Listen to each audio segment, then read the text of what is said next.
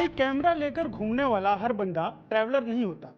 कुछ ऐसे भी होते हैं जो बॉर्डर पार से सीधा ब्रीफिंग लेकर आते हैं। इस कहानी में व्लॉग कम और साजिश ज्यादा है।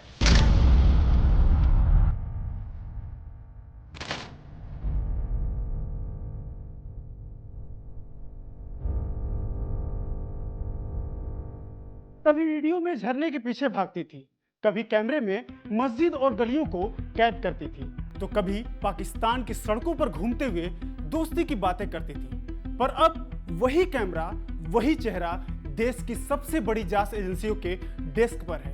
क्या है एक मासूम ट्रैवल ब्लॉगर की कहानी, या फिर किसी ब्लॉग की आड़ में वॉर की तैयारी? हम बात कर रहे हैं सोशल मीडिया इन्फ्लुएंसर ज्योति मल्होत्रा केस की, और मैं हूं अरुण जायसवाल। आप देख रहे हैं विस्तार न्यूज। कौन है ज्योति मल्होत्रा?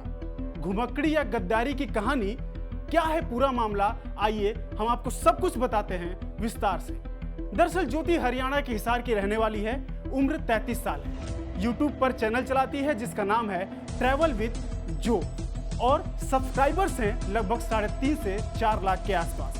ट्रैवल का पैशन ऐसा कि पाकिस्तान, अफगानिस्तान, दुबई, नेपाल, बांग्लादेश और भारत के जम्मू कश्मीर से लेकर अंडमान तक घूम चुकी थी। लेकिन इस बार जो ट्रिप पर निकली वो घूमने की लत नहीं बल्कि गद्दारी की लकीर बन गई। तो आखिर ऐसा क्या हुआ? जैसा कि आप सभी को पता है कि 22 अप्रैल 2025 को पहलगाम में सैलानियों पर आतंकी हमला होता है, जिसमें कई निर्दोष लोग और निहत्थे लोग मारे जाते हैं। और वो 1, 2, 3, 4 या 5, 6 लोग नहीं बल्कि कुल 26 लोग मारे गए थे। और जब इस मामले की जांच शुरू होती है तो एजेंसियों को कुछ ऐसे नाम मिलते हैं जो इस हमले के तार अंदर से जोड़ रहे थे बाहर को। बाहर यानी कि कौन? पाकिस्तान की हम बात कर रहे हैं, उन आतंकवादियों की बात कर रहे हैं, उन आतंकवादी ठिकानों की बात कर रहे हैं, हम आईएसआई की बात कर रहे हैं। और देश की जब बात कर रहे थे जिनमें हमारे एजेंसियों को, जांच एजेंसियों को जिसका नाम मिलता है वो नाम है ज्योति मल्होत्रा का। ज्योति मल्होत्रा एक ट्रैवल ब्लॉगर है या साजिशकर्ता, ऐसा हम क्यों कह रहे हैं? ऐसा दरअसल पूरा देश कह रहा है। ऐसा क्यों? क्योंकि दरअसल पिछले 2 सालों में ज्योति 3 बार पाकिस्तान जा चुकी थी। और ये तो केवल वो जानकारी है जो रिकॉर्ड में है, लेकिन बाकी ऐसे न जाने कितनी बार ज्योति गई, पाकिस्तान गई, किस तरह की खबरें साझा की और क्या कुछ किया, ये भला किसे पता। अपने वीडियोस में वो पाकिस्तान की तारीफों के पुल बांधी दिखती है और इस दौरान कई खास लोगों से मुलाकात करती है। लेकिन वो मुलाकातें भी मामूली नहीं, वो पाकिस्तान के पूर्व प्रधानमंत्री नवाज शरीफ की बेटी मरियम तक से मिलती है और पाकिस्तानी अफसरों और पत्रकारों से भी गहरी बातचीत करती है। अब ऐसे में सवाल उठते हैं कि इतना पाकिस्तान प्रेम क्यों? भला कौन सा ट्रैवलर बार बार पाकिस्तान जाता है, और वो भी स्पॉन्सर ट्रिप पर? भाई बाली, पेरिस तक तो समझ में आता है, लेकिन पाकिस्तान में ऐसा क्या है कि बार बार वहां घूमने को आपका जी चाहे? तो सवाल तो उठता ही। और दुश्मन देश का इतना बड़ा नेता एक मामूली से ट्रैवल ब्लॉगर से क्यों मिलना चाहेगा और भरपूर समय भी देता है?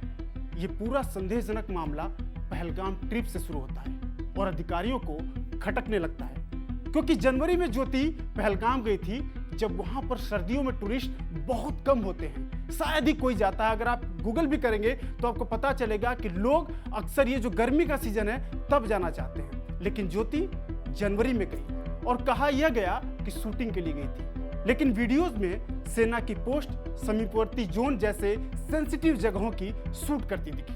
अब सवाल यह है कि क्या ये वीडियो सिर्फ यूट्यूब के लिए बनाए गए थे या फिर किसी और को भेजे गए थे? वही मार्च में फिर जाती है ज्योति पाकिस्तान, करतारपुर साहिब के नाम पर। लेकिन असल में मुलाकात होती है दानिश नाम के अफसर से, जो आईएसआई के लिए रॉ पर नजर रखने वाला एजेंट था।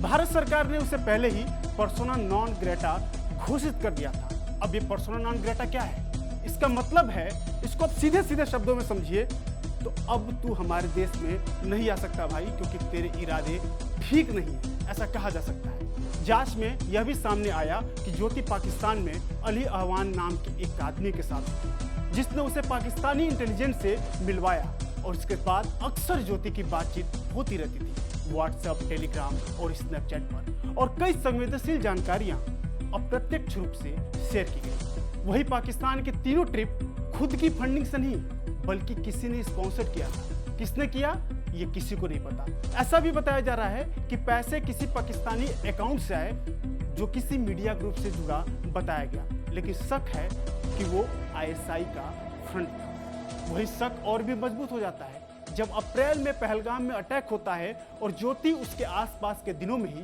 पहलगाम में पाई जाती है। तो ऐसा क्या माना जा सकता है कि आतंकियों को सीआरपीएफ की मूवमेंट की सटीक जानकारी मिली होती है, क्योंकि हमले की प्लानिंग तो यही दिखाती है कि अंदर की खबर लीक हुई थी। अब जांच एजेंसियों की नजर जाती है कि ज्योति जनवरी में पहलगाम घूम आई थी और मार्च में फिर पाकिस्तान जाकर आईएसआई से मिली और अप्रैल में हमला हो गया उसी लोकेशन पर। क्या ये महज संयोग है या फिर कोई गहरी साजिश? हालांकि इस मामले पर जांच जारी है, लेकिन अभी तक जो मिला है वो चौंकाने वाला है। ज्योति के फोन से कुछ डिलीट किए गए चैट्स रिकवर हुए, पाकिस्तान के नंबरों से कॉल और मैसेज, कुछ वीडियोस जो भारत में नहीं बल्कि पाकिस्तानी सर्वर पर अपलोड किए गए। एक आईएसआई अफसर से हमले के बाद के दिनों में दिल्ली में मुलाकात का शक। आपको बता दें कि ज्योति केवल अकेले नहीं बल्कि इसके साथ कुछ और लोगों के नाम भी जुड़े हैं जो हरियाणा और पंजाब से संबंध रखते हैं। वही ज्योति के घर वालों का बयान यह सवाल उठाता है कि वास्तव में यह मासूमियत है या फिर मासूम बना जा रहा है, क्योंकि जांच के बीच जब मीडिया ने ज्योति के पिता से सवाल किया, उनसे पूछताछ किया, तो उनका साफ साफ कहना था कि हमें कुछ भी नहीं पता है कि वो क्या करती थी। वो घर पर पैसे नहीं भेजती थी, ना ही कुछ बताती थी। हमें तो बस इतना पता है कि वो दिल्ली में नौकरी करती थी। अब क्या क्या कर रही थी ये सब टीवी और खबरों से पता चला, लेकिन साथ ही ज्योति के पिता उनको डिफेंड भी करते नजर आते हैं और कहते हैं कि पाकिस्तान जाना और लोगों से बात करना कोई गुनाह है क्या। हालांकि इस केस पर दूसरा पहलू भी है जिसमें ज्योति पहलगाम हमले और देश की सुरक्षा के बारे में बात करती दिख रही है। आप ये वीडियो खुद देखिए। गवर्नमेंट की ही नहीं बट हर उस नागरिक की रिस्पॉन्सिबिलिटी है जो घूमने जाता है, जो जिसको वॉचफुल होना चाहिए।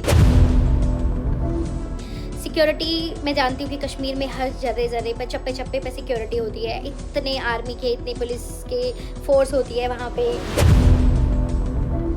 अब अगर ज्योति को सजा होती है तो क्या होगा? ऐसे में देशद्रोह का मामला दर्ज होगा।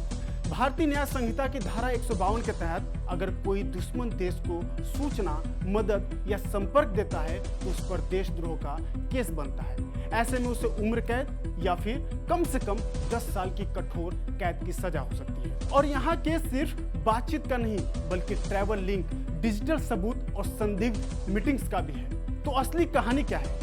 असली कहानी यह है कि ज्योति मल्होत्रा की ये कहानी हमें बताती है कि कभी कभी कैमरा सिर्फ ट्रिप शूट नहीं कर रहा होता, वो ट्रांसमिशन डिवाइस भी हो सकता है जो सीमाओं के पार खुफिया जानकारी भेज रहा होता है। वो पहलगाम का ट्रेवल ब्लॉग था या फिर टारगेट शूटिंग की रेकी, वो पाकिस्तान की ट्रिप थी या आईएसआई की हनी ट्रैप, जवाब तो अब कोर्ट ही देगा, लेकिन शक की सुई वही घूम रही है। लेकिन ध्यान रहे, देश के लिए घूमो, देश के खिलाफ नहीं। ब्लॉगर बनो, जासूस नहीं, वरना ट्रिप का एंड सीधा जेल में होगा। अगर यह वीडियोस आप सभी को अच्छा लगा हो तो शेयर और सब्सक्राइब जरूर करें और साथ ही आप देखते रहिए विस्तार न्यूज। हम आप तक ऐसे ही मुद्दों को विस्तार से आपके सामने रखते रहेंगे। बहुत बहुत धन्यवाद।